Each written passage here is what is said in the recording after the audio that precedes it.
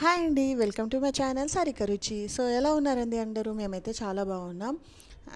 తర్వాత ఇప్పుడైతే ఎగ్జామ్స్ నడుస్తున్నాయి. ఆల్మోస్ట్ చిన్న పిల్లలు చాలామంది ఎగ్జామ్స్ నడుస్తున్నాయి.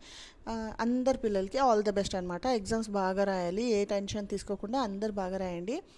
అండ్ తర్వాత వచ్చేసి 2 డేస్ నుంచి అందరి మైండ్ చాలా డిస్టర్బ్ అవుతుందన్నమాట.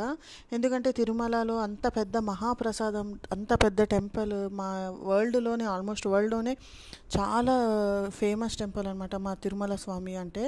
అంత పెద్ద మహాప్రసాదం అంటారు. కళ్ళకద్దుకొని స్నానం చేయకుండా అస్సలు టచ్ కూడా చేయరు, స్నానం చేయకుండా. అంత ఇది పవర్ఫుల్ ప్రసాదం అనమాట. అలాంటి మహాప్రసాదంకి ఇలా న్యూస్ వినాలనిపిస్తే చాలా బాధాకరంగా ఉందండి. సో మనుషులకి భయపడకపోయినా పర్వాలేదు, దేవుడికైనా భయపడాలి. సో ఇలాంటి మిస్టేక్స్ ఇంకోసారి జరగకుండా ఉంటేనే బాగుంటుంది. ఎందుకంటే ఇది ఎలాంటి ప్రాబ్లమ్స్కి, అనార్థాలకి గురి చేస్తుందో తెలియదు అనమాట. ఎందుకంటే దేవుడు ఏమంటారు, మా అంటే ఎలా చెప్పాలి, ఒక లిమిట్ ఉంటుంది, క్షమించే వరకు చాలా. ఇప్పుడు కృష్ణుడు వచ్చేసి ఇప్పుడు శ్రీ మహావిష్ణు కృష్ణ అవతారంలోనే శిశు 100 తప్పు చేసినందుకు కృష్ణుడి సహనం కోల్పోయింది. అందుకే వధ చేయాల్సి వచ్చింది.